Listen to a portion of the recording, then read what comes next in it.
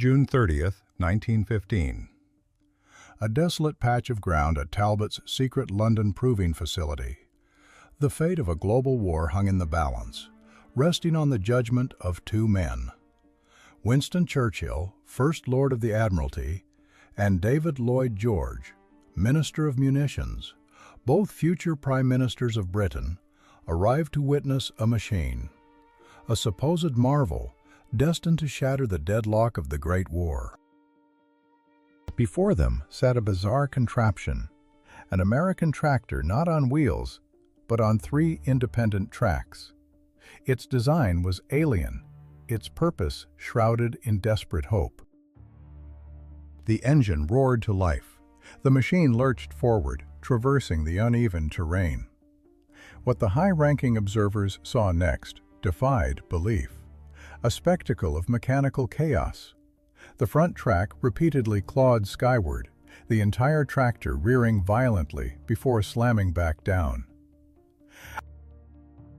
Officers perched precariously on its platform scrambled, a frantic dance from front to back, desperate to maintain their footing. A voice from the crowd compared the scene to a destroyer caught in a tempest. Royal Naval Air Service personnel, their faces etched with disbelief, erupted in mocking laughter. The machine, truly English test range. Churchill and Lloyd George, however, found no humor in the spectacle. Their expressions were grim, their hopes visibly eroding. For nearly a year, the Western Front had congealed into an unyielding, bloody stalemate. Hundreds of thousands of soldiers languished in a labyrinth of trenches stretching from the English Channel to the Swiss border. Between the opposing lines lay a desolate no-man's land, choked with kilometers of barbed wire. Behind this lethal obstacle, machine guns stood silent, ready to transform any advance into a senseless, suicidal massacre. The British command, drowning in desperation, relentlessly sought a way to fracture this iron grip of trench warfare. The concept of a land battleship had begun to surface, a whispered possibility, yet no one truly grasped its form. Perhaps not a colossal, slow-moving monster, but a swift, agile land destroyer. A machine gun carrier designed to sever wire, silence enemy strongpoints, and carve a path. This was the precise, critical role for which the three-tracked Killen-Strait machine had journeyed across the vast Atlantic from distant America. The story of this peculiar vehicle began far from the battlefields, in the fertile plains of Wisconsin. There, an engineer named William Strayed grappled with a problem that plagued every American farmer. The immense fields of the United States defied cultivation by mere horsepower or static engines. What was needed were self-propelled machines, capable of dragging heavy plows without sinking into the soft, freshly tilled soil. This necessity forged America into the crucible of tracked tractor innovation. It sparked a relentless, often brutal, competition among designers, each vying to engineer the superior solution. By 1916, the United States already boasted 29,670 operational tractors. Just 4 years later, that number exploded, surpassing 200,000 units. 166 manufacturers fiercely battled for market dominance, each presenting radically different designs. Strade's chosen path was one of uncompromising logic. His tractor needed to pull two, perhaps even three 14-inch plows simultaneously. This demanded absolute maximum traction and an unparalleled ability to traverse the most challenging terrain. A machine built for the quiet, methodical work of feeding a nation. Yet, in the crucible of war, desperation twisted its purpose.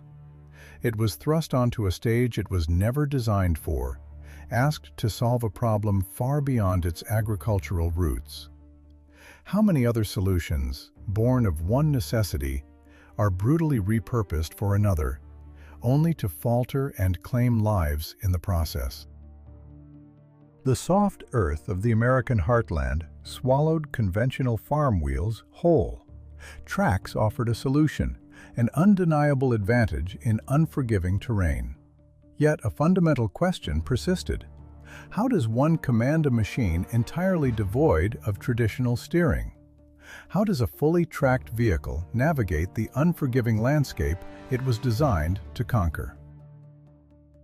In 1914, an inventor named Killen-Strait unveiled his radical answer. He envisioned a tractor anchored by three distinct points of contact. Two massive tracks, positioned at the rear, provided the primary thrust. A third, smaller track, mounted centrally at the front, was designated for steering. This was not merely an adaptation, it was a complete reimagining. The world had never witnessed such a configuration, a truly three-tracked agricultural behemoth. Strait secured his patent that same year, quickly establishing the Killen-Strait Manufacturing Company. His ambition was clear: to mass-produce these unconventional machines, to reshape the very mechanics of farming. Two distinct models emerged from his workshops. The more formidable Killen-Strait 3050 boasted a Domon engine, its cylinders measuring a formidable 6 by 7 inches, unleashing a raw 40 horsepower. Its smaller sibling, the 1530, drew power from a Waukesha engine, its pistons sized at 4.5 by 5 3/4 inches, generating a respectable 30 horsepower. Both machines proved exceptionally capable at their core function: plowing. They tore through soil with an efficiency that promised agricultural revolution. But the revolution stalled at the driver's seat. Steering remained an intractable, almost absurd challenge. Strait's initial attempt to rectify this flaw involved a deceptively simple addition. He affixed small auxiliary support wheels to the front steering track. The hope was that these diminutive additions would provide the necessary pivot, guiding the massive machine with precision. The reality was a stark, almost cruel, refutation of his theory. On firm ground, these wheels offered no purchase. They merely skated across the surface, rendering them entirely ineffective. On softer, yielding soil, their performance became actively detrimental.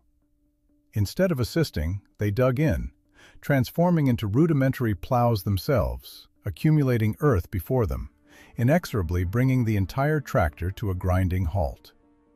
The designer faced an undeniable truth. These supplementary wheels were not just useless, they actively sabotaged the machine's operation. A return to the drawing board became unavoidable. Strait conceived an entirely different approach, one born from maritime engineering. The front track was now suspended on a vertical kingpin, a pivot point designed for rotational movement. Steering would be achieved via a didier, calculated that a driver, applying leverage to this extended control, could effectively pivot the front section, thereby dictating the tractor's direction. On paper, the concept held a certain logical elegance. Reality, however, delivered yet another brutal surprise. Even with the incorporation of a formidable gear mechanism designed to amplify the driver's input, rotating the sheer mass of the heavy front track around the axis of its forward rollers proved an almost insurmountable task. The physical exertion required was so profound, so utterly exhaustive, that no human operator could realistically maintain control for any sustained period. The more powerful Killen-Strait 3050 was, for a time, produced with this tiller configuration. Its commercial performance was predictably abysmal. The market rejected a machine that defied human command. Confronted with repeated failures, Strait abandoned complexity. He embraced the path of least resistance, opting for the most straightforward technical solution imaginable. The front track was re-engineered to pivot directly around its own suspension axis. No intricate mechanisms, no power assistance. The driver simply manipulated a lever. The track altered its trajectory. The immense machine, with a surprising, almost maneuverability, remained far from perfect. Turns were wide, lumbering, undeniably clumsy. Yet for a machine whose primary purpose was to traverse vast open fields, this deficiency was deemed acceptable. It moved with unwavering purpose in straight lines, carving precise, even furrows across endless acreage. But what does this saga of relentless compromise reveal about the nature of innovation itself? What hidden costs are truly embedded in the pursuit of mechanical progress? And how many such imperfect solutions, born of necessity and human limitation, continue to shape the world beneath our feet? It swayed, a mechanical ship on an earthen sea. The Killen-Strait tractor, designed not for the balletic grace of a race car, but for raw, unyielding traction and relentless cross-country power, performed its agricultural duties with brutal efficiency. Its unique gait, however, would soon draw the gaze of men far removed from the quiet fields. The basic 1530 model, a three-tracked behemoth, became the production standard. Its engine sat centrally, directly above the rear track mechanism. Drive power channeled exclusively to the two rear tracks. The forward track remained unpowered, serving solely for steering and support, a pivotal point in the machine's peculiar physics. This very configuration burst the pronounced rocking motion that so amused British officers during early trials.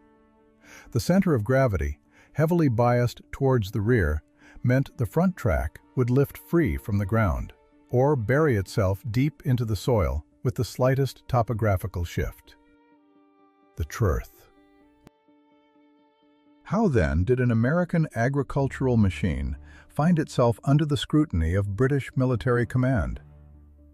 By the spring of 1915, the Western Front had become a meat grinder. Repeated attempts to breach the German lines dissolved into blood-soaked futility. Soldiers surged forward, only to be scythed down by relentless machine gun fire, ensnared in barbed wire, dying by the thousands without ever reaching the enemy trenches. Officers, desperate, sought a technical salvation from this nightmare. Armored cars, once symbols of mobile warfare, had proven their worth in open fluid engagements. But on a battlefield cratered by shells, crisscrossed with wire, they became utterly useless.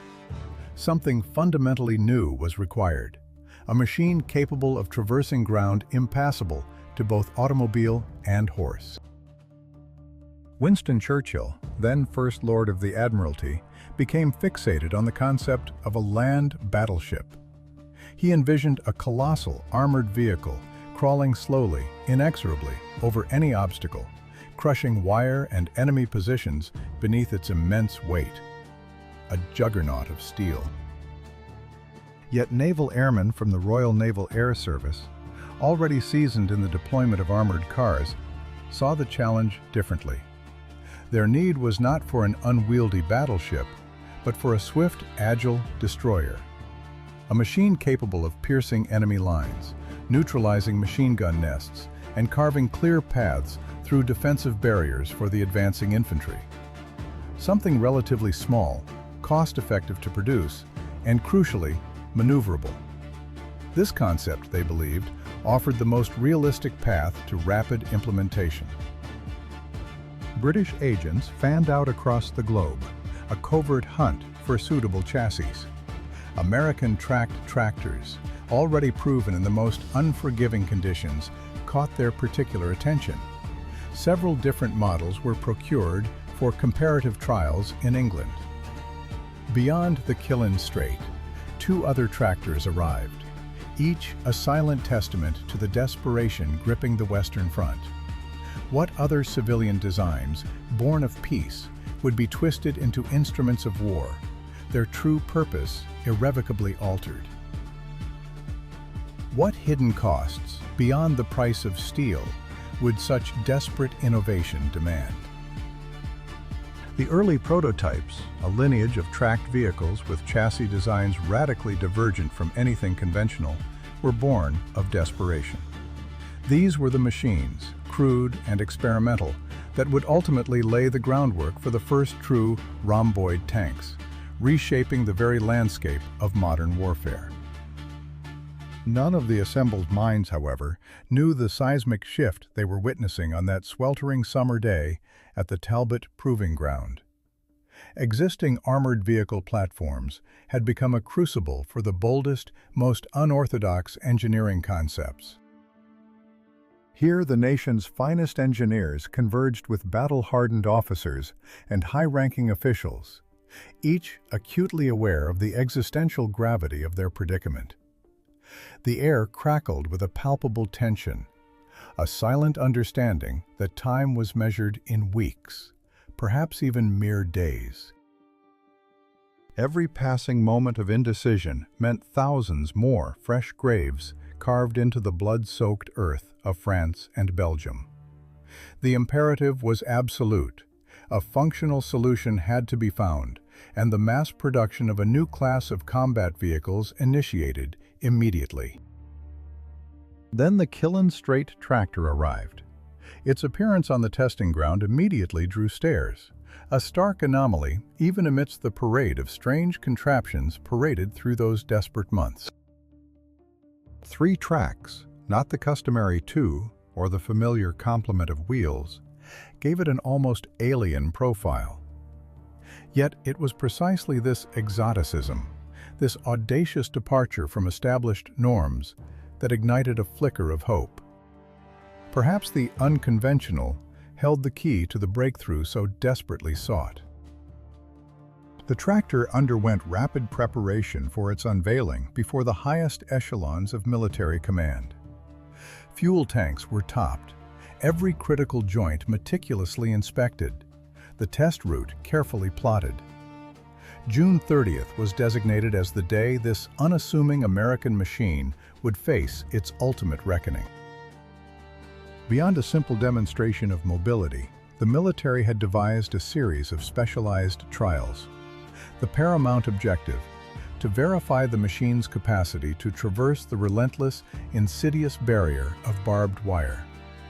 Without a definitive answer to this challenge, any combat vehicle, regardless of its other merits, would be rendered utterly useless.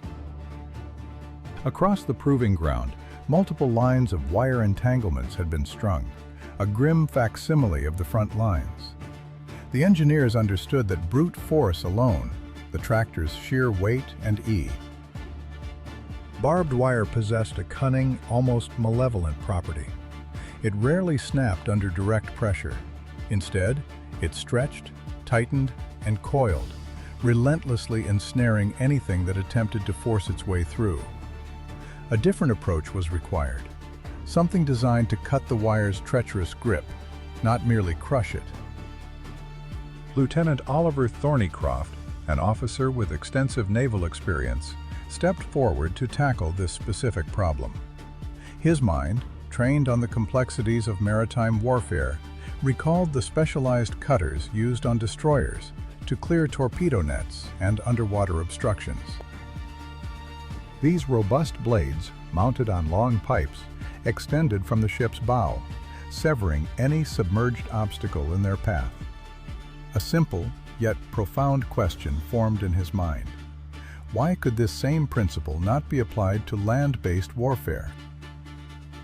Thornycroft promptly ordered the removal of 2 such cutters from a decommissioned destroyer. They were then crudely, yet ingeniously, affixed to 2 metal pipes projecting from the front of the Killen-Strait. The resulting apparatus, with its extended, probing elements, bore an uncanny resemblance to the antennae of a giant insect.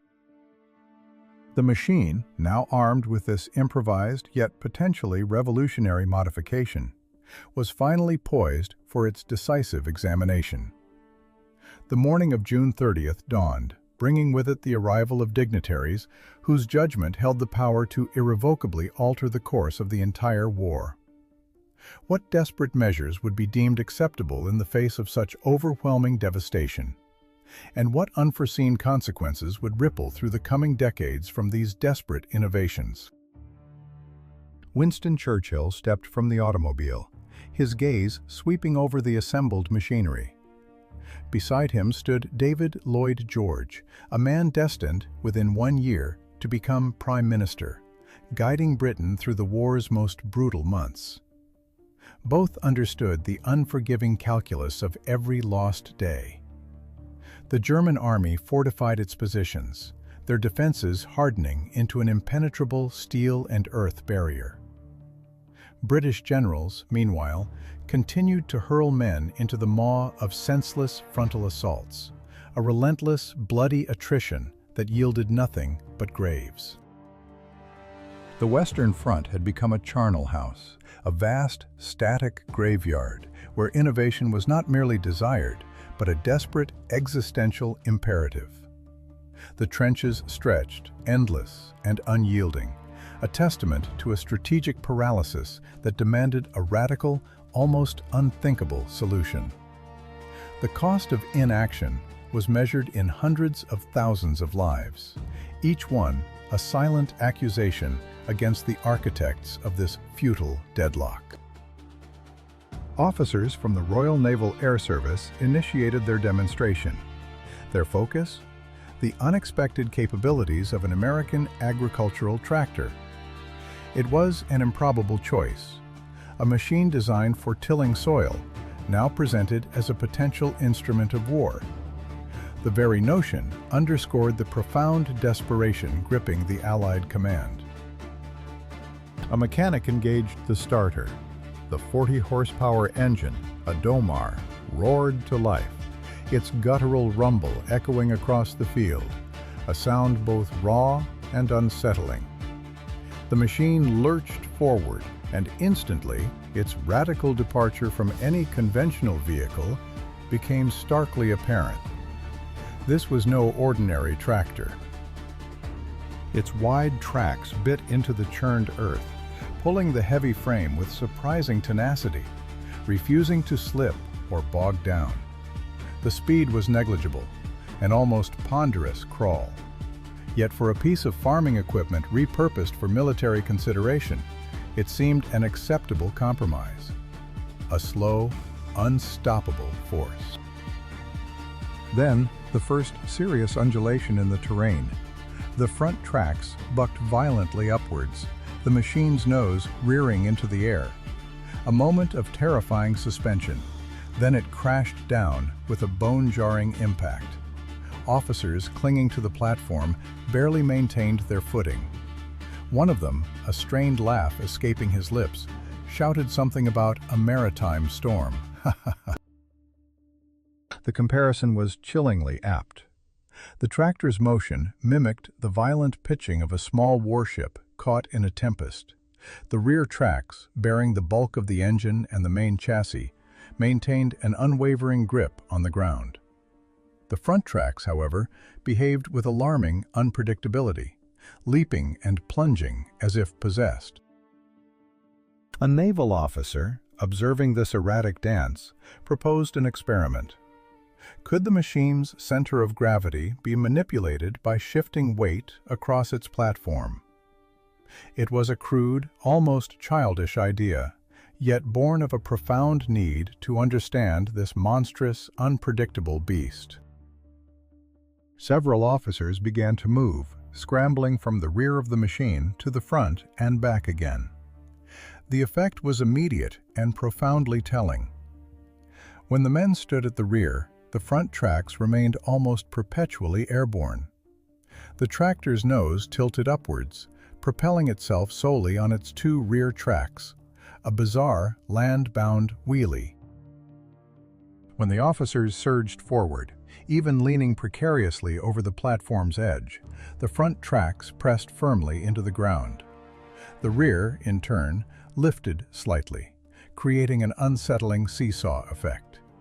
It was a chaotic, uncontrolled ballet of men and steel, a desperate attempt to tame a machine that defied conventional logic. Churchill watched this spectacle, his face an impenetrable mask. He required a weapon of war, not a fairground attraction. His gaze was cold, analytical, devoid of any visible amusement or dismay. He saw only the raw data, the potential, and the glaring flaws. Yet, the tractor's cross-country capability was undeniable. It ascended inclines with surprising ease, descended into shallow depressions, and executed turns within a confined space. Its maneuverability, admittedly, left much to be desired. Turns were wide, sweeping arcs. But for a machine designed to plow fields, this was an expected limitation, a minor detail in the face of its unprecedented traversal capabilities. Lloyd George, meanwhile, scribbled notes in a small pad, exchanging hushed words with the officers. He saw the inherent strangeness, the raw, unrefined nature of the prototype. He also saw beyond it, perhaps sensing that this peculiar, ungainly contraption, however flawed, might possess an unexpected right to exist. Could this fast, relatively lightweight apparatus, born of desperation and an American farm, truly be the answer to the trenches? Could such a crude, unpredictable machine, a Lottie stalemate? Or was it merely another symptom of a command structure so desperate it would grasp at any phantom hope, however absurd, to avoid confronting the systemic failures that had brought them to this precipice? The Western Front bled. For 4 long years, a brutal stasis had gripped the continent, enforced not by grand fortresses, but by a simple, insidious weapon: barbed wire. It stretched for hundreds of kilometers, an unassuming lattice of steel and thorns, cheap to deploy, yet lethally effective. This humble barrier had transformed warfare into an unimaginable slaughter, halting every advance long before soldiers could reach enemy trenches. Any machine that could breach this silent, deadly guardian would rewrite the rules of combat. Any failure would condemn it to the scrap heap of forgotten experiments. Into this grim tableau, the Killen-Strait, a land destroyer, was unveiled. It stood before the first line of wire, a hulking testament to desperate innovation. This was the moment of its ultimate reckoning. Its mechanic, a man named Dolgus, prepared the machine for its brutal test. The tractor lumbered forward, a metallic beast driven by raw power. It crashed into the wire. For a few agonizing seconds, a deceptive promise hung in the air. The machine pressed on, the wires stretched taut, the wooden stakes groaned and began to yield.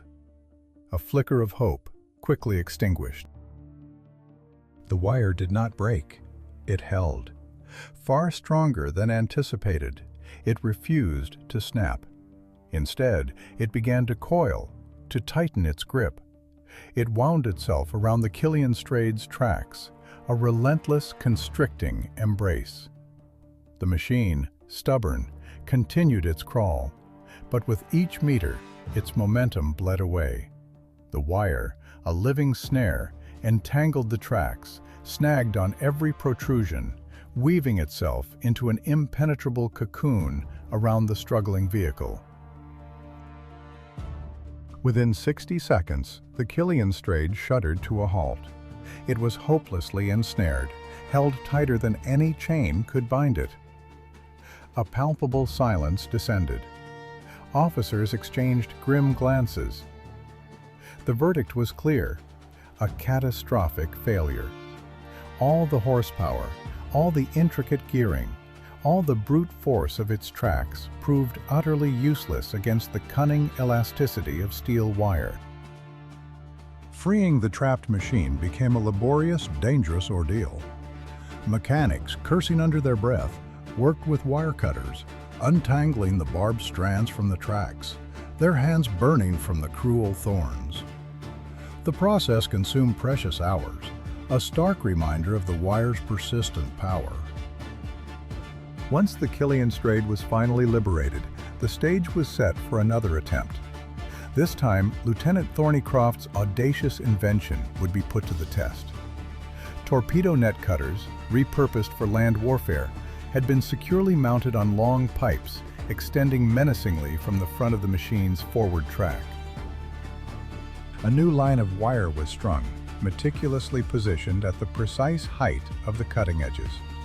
The tractor advanced once more, a renewed, desperate resolve in its metallic grind. The outcome this time was starkly different. The cutters met the wire. A sharp, metallic clang echoed across the testing ground as the strands disintegrated, scattering into fragmented pieces. The Killen-Strait passed through the barrier as if it were nothing more than a phantom. A wave of relief, almost giddy, swept through the observing officers. This was the breakthrough. This was the solution. Winston Churchill leaned towards Lloyd George, a hushed, urgent consultation. Success seemed within grasp. Yet, the military engineers understood the brutal truth. This was only half the battle. On a real battlefield, wire rarely lay in such perfectly aligned, predictable formations. It was a chaotic, multi-layered defense, often obscured, often varying in height and density. The machine had overcome a single, carefully prepared obstacle. But what of the unseen depths, the tangled, improvised horrors that awaited in the mud and blood of the front lines? What other insidious defenses, yet unimagined, would emerge to ensnare the next generation of these steel behemoths?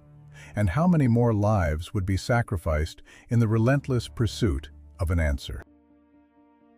The Killen-Strait tractor, hailed as a potential savior, failed. Its mission, to breach the barbed wire death traps of the Western Front. For the decisive test, the wire hung loosely, intentionally slack, forming tangled, multi-layered snares between the stakes. The machine, a formidable American import, approached the barrier for the third time. Its specialized cutters, designed to sever steel, engaged the wire. But the slack strands merely deflected, wrapping around the sharp edges, refusing to yield. The Killen-Strait pressed forward, its tracks churning, and with each rotation, the wire tightened, coiling relentlessly around the moving treads.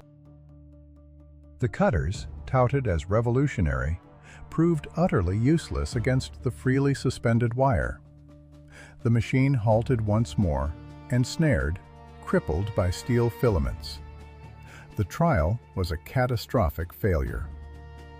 Winston Churchill, then First Lord of the Admiralty, departed the proving ground, his disappointment a palpable weight in the cold air. The Killen-Strait had not only failed its primary mission, the very reason it had been brought across the ocean, but it had exposed a critical vulnerability. It was no wire breaker. As a frontline combat vehicle, it was worthless. Yet not every officer shared the First Lord's profound pessimism. Lieutenant Symes, an engineer from the Royal Naval Air Service, remained behind.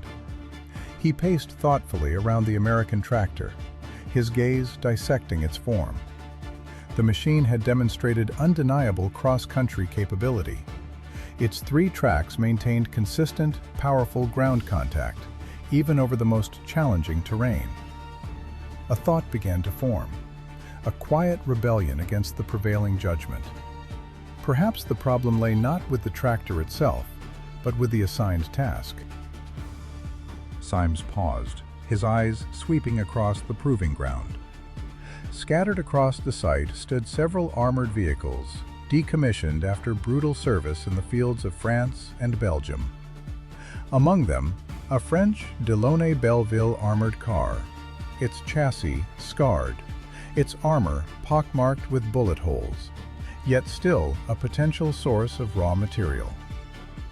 The lieutenant approached, his inspection meticulous, tracing the contours of the armored hull.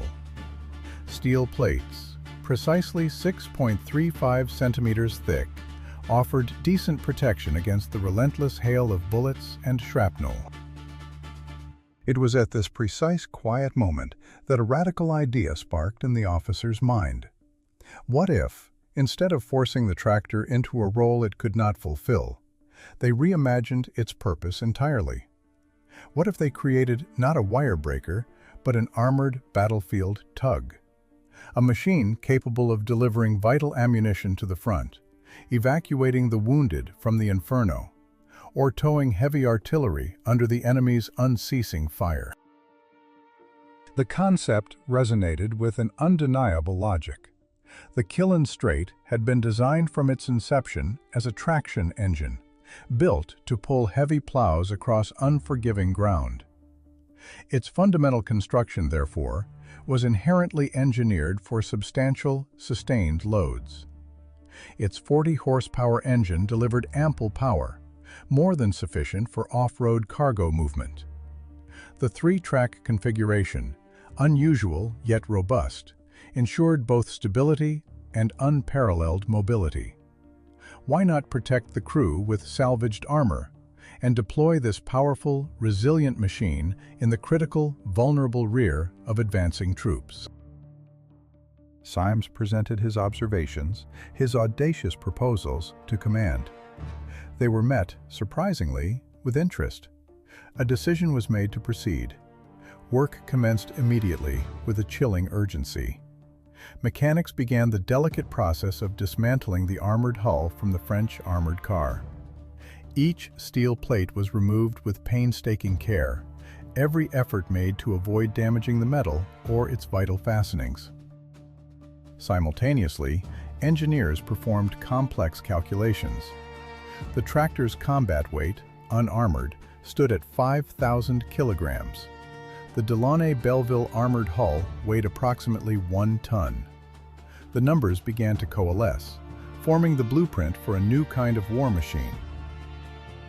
But what other hidden capabilities, what other desperate adaptations lay buried beneath the initial failures of war's relentless demands? What other truths remain obscured by the official narratives of triumph and despair? The calculations were stark: 6 tons, a weight that immediately strained the very premise of their ambition. A 40-horsepower engine, theoretically capable, now faced a burden that left its power reserves critically, dangerously thin. This was not a margin for error. This was a recipe for catastrophe. The most contentious element, the turret, became the focal point of a doomed aspiration. The Dillon-Belleville armored car, a contemporary design, featured a rotating turret housing a 7.71mm Maxim machine gun. Equipping the tractor with an identical turret promised a true combat machine, a versatile platform capable of both transport and infantry fire support. The vision was compelling, deceptively so. Engineers quickly recognized the fatal flaw. The Killen-Strait tractor was inherently unstable, a machine with an alarmingly high center of gravity.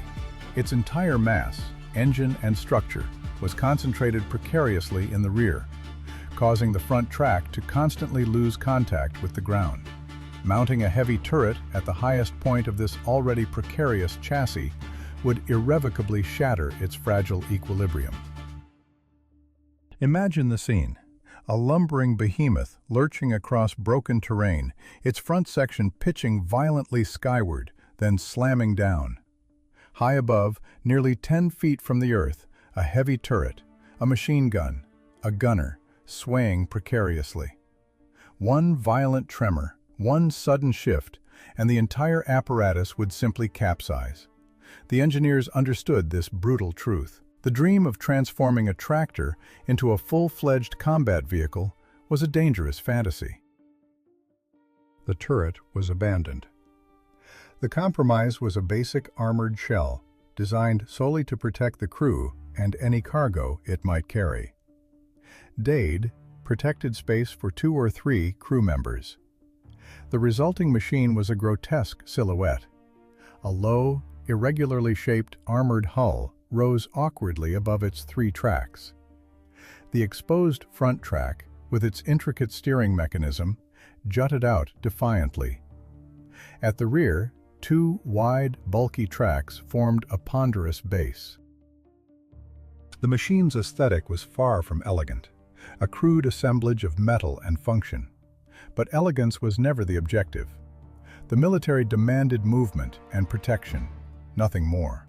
When the fabrication concluded, the moment of truth arrived. A mechanic, a lone figure encased in steel, climbed into the armored cabin. He engaged the starter.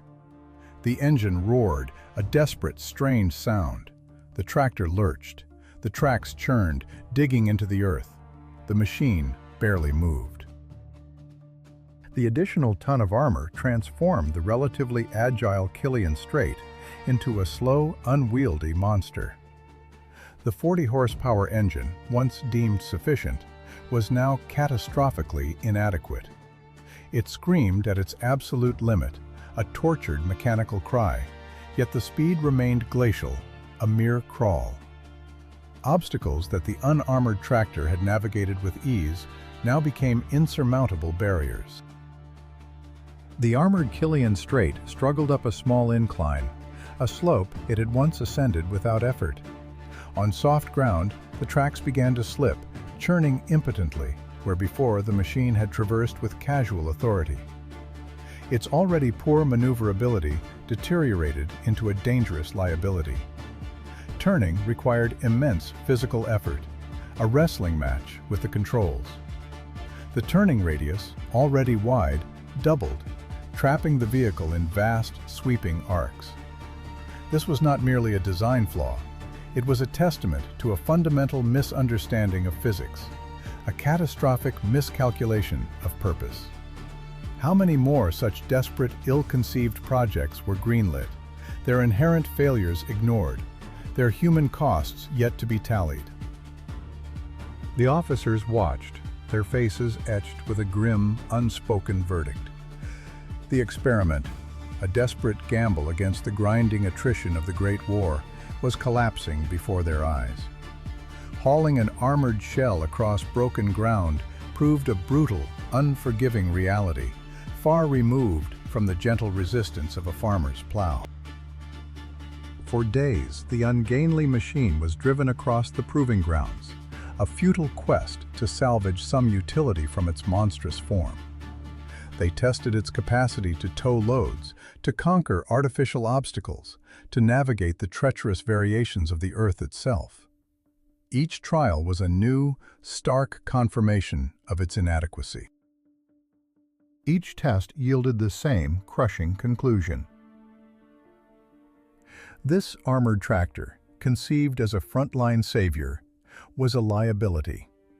It moved with the lethargy of a dying beast, its engine a glutton for fuel, its mechanisms prone to catastrophic failure. Armor offered protection, a cold comfort for a crew trapped within a machine incapable of reaching its objective, or worse, becoming an immobile target for distant artillery.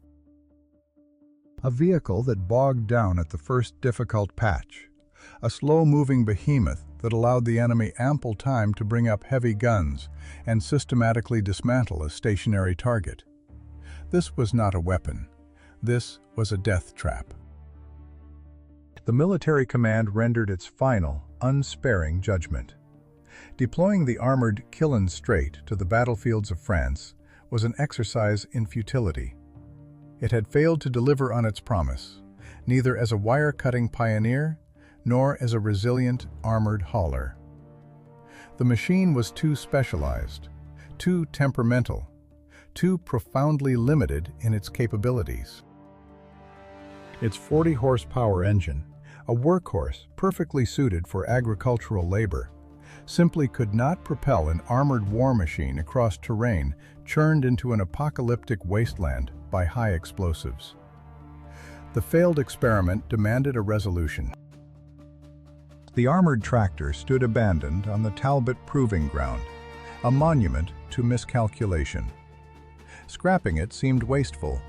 The machine, for all its flaws, still functioned. It represented a significant investment in wartime resources, a cost not easily dismissed. A solution emerged, unexpected and almost absurd in its simplicity. The Royal Naval Air Service, a burgeoning force in its own right, found itself in dire need of powerful traction. Their colossal airships, fabric giants poised for silent patrols, required robust tugs to coax them from their cavernous hangars and guide them across vast, open airfields. In September of 1915, the strange machine arrived at the airship station in Barrow.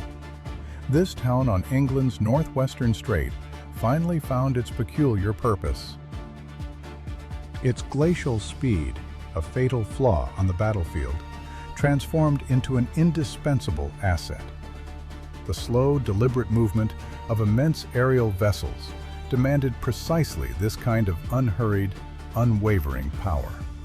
The tractor's inherent off-road capability, once insufficient for combat, now allowed it to navigate the often sodden ground of an airfield, regardless of the weather. Historians still debate the fate of its armored shell.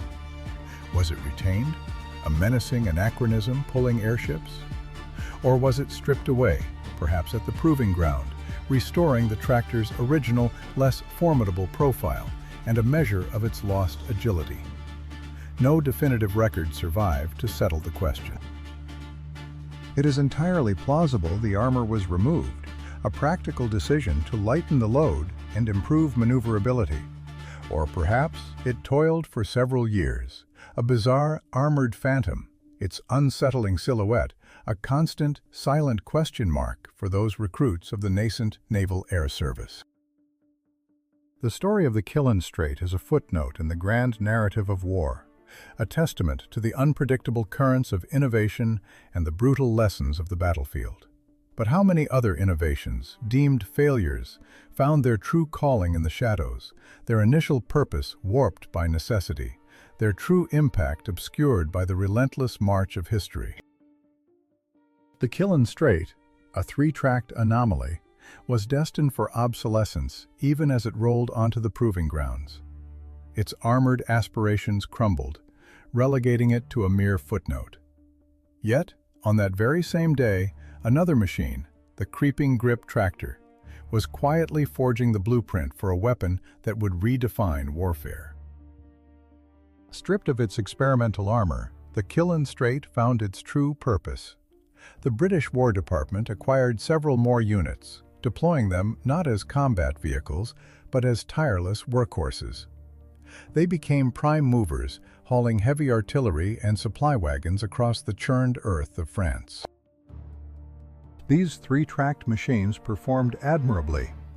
They dragged massive guns through impassable mud, extricated bogged-down trucks, and aided in the construction of vital fortifications.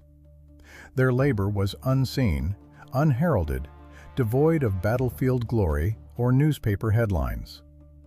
But this quiet, relentless effort was the bedrock of logistical supremacy, a silent force in a brutal war. The creeping grip, tested alongside the Killa, became the foundational engineering for the first true rhomboid tanks. These monstrous armored vehicles would, within a single year, erupt onto the Western Front, shattering entrenched lines and altering the very calculus of combat. The Killen-Strait, a tractor repurposed and then returned to its origins, served as an expensive lesson. Its brief, failed foray into combat demonstrated a brutal truth.